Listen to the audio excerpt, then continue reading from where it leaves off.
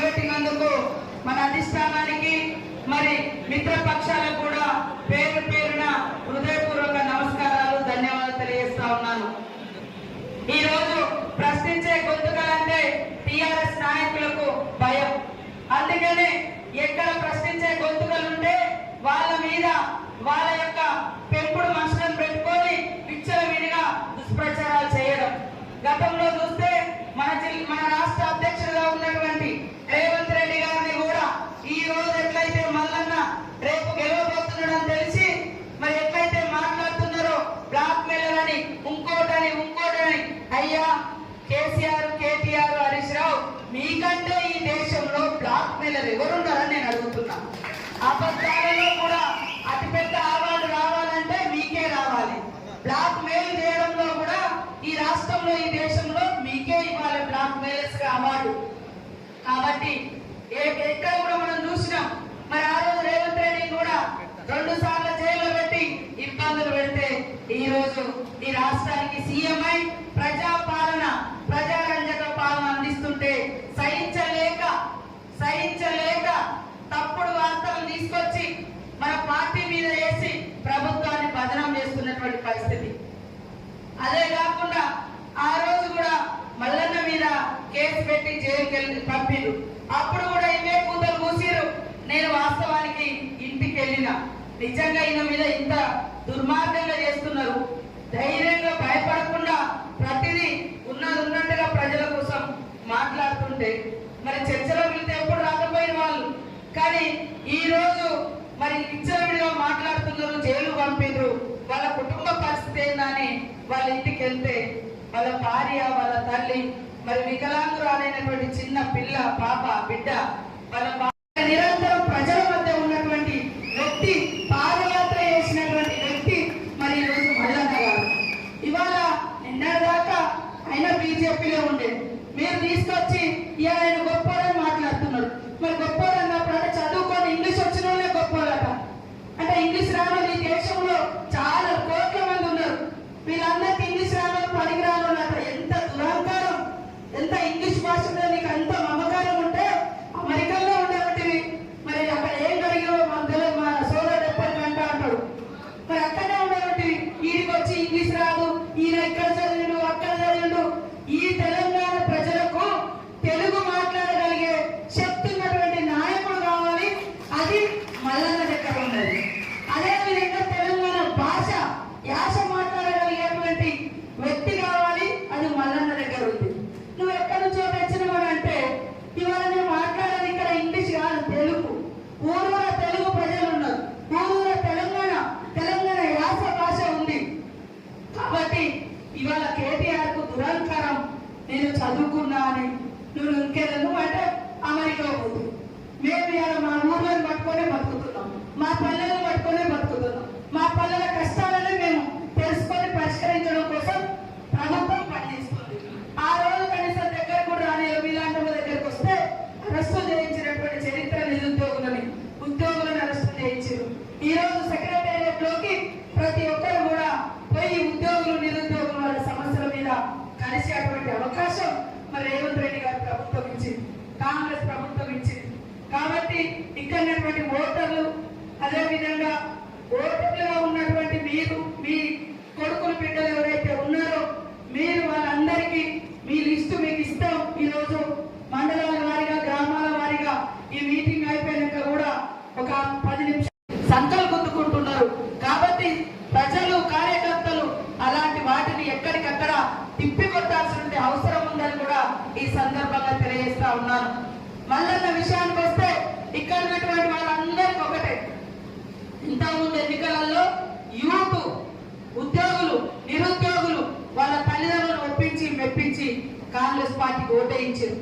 కానీ ఓటేసినాక కూడా కాంగ్రెస్ పార్టీ ఇవాళ బడ్జెట్ చక్కగా లేకున్నా మరి ఇచ్చినటువంటి ప్రతి హామీని నిలబెట్టుకుంటున్నాం.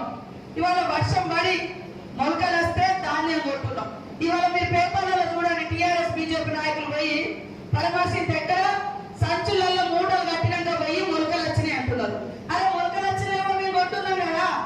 వాళ్ళు సంచులు కట్టిరంటేనే అమ్ముకోవడానికి రెడీగా పెట్టినటువంటి ధాన్యాన్ని ఆల్రెడీ కొంటూనే ఉన్నారు.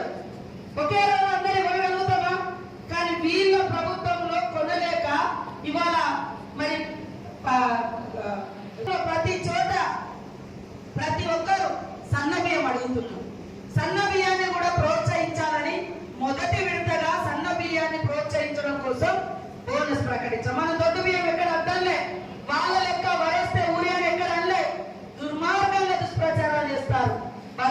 అయితేనేమో వాస్తవాల మీద మాట్లాడతారు. మనుషులు కాదు, యంత్రాలు. ఇవాళ మనం దొడ్డు బియ్యం ఎక్కడ అనలే, వద్దు అనలే. దొడ్డు బియ్యానికి కూడా ఉంటది, కానీ ఇప్పుడు అవసరం.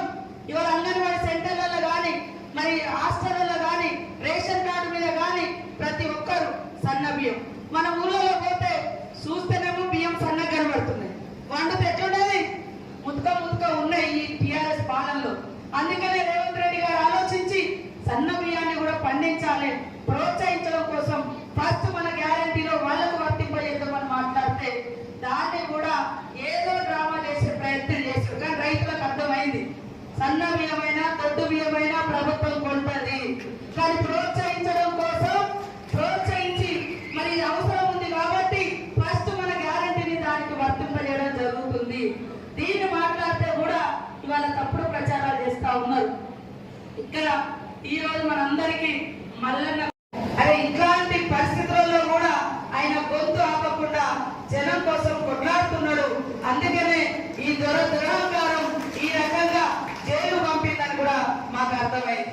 ఈ రోజు మరి అదే కొన్ని వ్యక్తులను పెట్టుకొని లేదు ఉన్నట్టుగా ఉన్నది లేనట్టుగా ఇవాళ నా గురించి కూడా మీకు తెలుసు. ఎలక్షన్ల ముందు మరి 10 సంవత్సరాలు టీఆర్ఎస్ ఇక్కడ దేశం రాష్ట్రంలో అధికారంలో ఉంది. మరి గత 5 ఏళ్ళు మన ఎమ్మెల్యే ఉన్నాం. ఏ రోజు కూడా మరి వాళ్ళే అధికారంలో ఉన్నారు కదా, ఎక్కడన్నా ఒక తప్పన్న మాట్లాడారా చూపించిరా నేను అడుగుతున్నా. ఎన్నికలు ఎప్పుడైతే మొదలైనాయో ఆ రోజు నుంచి సేమ్ ఈ రోజు ఎట్లయితే దుష్ప్రచారాలు చేస్తున్నారో ఆ ఎలక్షన్లకు ముందు రోజు నుంచి మనం కరోనాలో పడ్డ కష్టం, మనం వరదలలో ప్రజలకు సేవ చేస్తే ఇవన్నీ అంటే నటనంట. అరే దుర్మార్గులారా, దొంగలారా, దోపిడి దారులారా, రెండులో మేము చేసినామా లేదా సర్వీస్ ఆ రోజు నేను అడుగుతున్నాను. ఆ రోజు కూడా నన్ను ఓడించాలని 100 కోట్లు పెట్టి ప్రశ్నించే గొంతులు ఉండొద్దు, ప్రజల కోసం పనిచేసే వ్యక్తులు ఉండొద్దు. ఉంటే వాళ్ళే ఉండాలి, వాళ్ళ కుటుంబాలే ఉండాలి, వాళ్ళ చెంచగాలే ఉండాలి తప్ప వేరే వాళ్ళు ఉండొద్దని మమ్మల్ని రకరకాలుగా ఎన్నికల ముందు ఇబ్బందులు పెట్టినటువంటి నాయకులు ఈ కేటీఆర్, కేసీఆర్ వాళ్ళ పార్టీ. ఈ రోజు మళ్ళీ ఒక బీసీ బిడ్డ, ఒక అట్టడు వర్గాల బిడ్డ, ఒక అన్ని వర్గాల యొక్క ప్రతినిధిగా తన గొంతు వినిపిస్తే ఈ రోజు ఆయనను కూడా మరి రకరకాలుగా మాట్లాడుతున్నారు. కాబట్టి ఇక్కడ నాయకులందరూ అర్థం చేసుకోవాలి. తప్పుడు ప్రచారాలు చేసే వాళ్ళను ఖచ్చితంగా ఇంతకుముందు అశోక్ ఎట్లయితే చెప్పిండో అది ఖచ్చితంగా మన కార్యకర్తలు కూడా ఎక్కడికక్కడ ఉండి వాళ్ళ మెడలు వంచాల్సిన అవసరం ఉంది. నేను మంత్రి అయిన నుంచే చరిత్రలో 75 సంవత్సరాల చరిత్రలో మరి సమ్మక్క సారక్క జాతి బిడ్డలుగా ఫస్ట్ టైం ఒక మహిళకు ఇక్కడ ఆదివాసీ నుంచి మంత్రిగా అవకాశం వచ్చింది. కోయ జాతి నుంచి ఒక జనరల్ శాఖలకు మంత్రిగా వ్యవహరిస్తున్నా తట్టుకోలేకపోతున్నారు. వాళ్ళ దురహంకారం తట్టుకోలేక ఇష్టానుసారంగా మాట్లాడుతున్నారు. నిజంగా చాలా బాధపడుతున్నాం. అరే ఇంత పనిచేసి ప్రజలలో ఉన్నా కూడా దుర్మార్గంగా ప్రభుత్వంతో మాట్లాడగలిగేటువంటి శక్తి, రేవంత్ రెడ్డి గారిని ఒప్పించగలిగేటువంటి శక్తి మరి మల్లన్నకు ఉంది. కాబట్టి నిరుద్యోగుల సమస్యలు కానీ ఉద్యోగుల సమస్యలు కానీ తప్పకుండా పరిష్కరిస్తాం. ఏది కూడా పెండింగ్ పెట్టాం. ఆ విషయాన్ని మీరు కూడా గ్రాడ్యుయేట్స్ కు ఓటున్నటువంటి వాళ్ళకు అర్థం చేయించి ఓట్ వేయించాలని కోరుకుంటాము. 27వ తారీఖు నాడు ఒక అంటే ఇంతకు ముందు లెక్క ఈవీఎంలు ఉండవు, డబ్బాలు ఉండవు.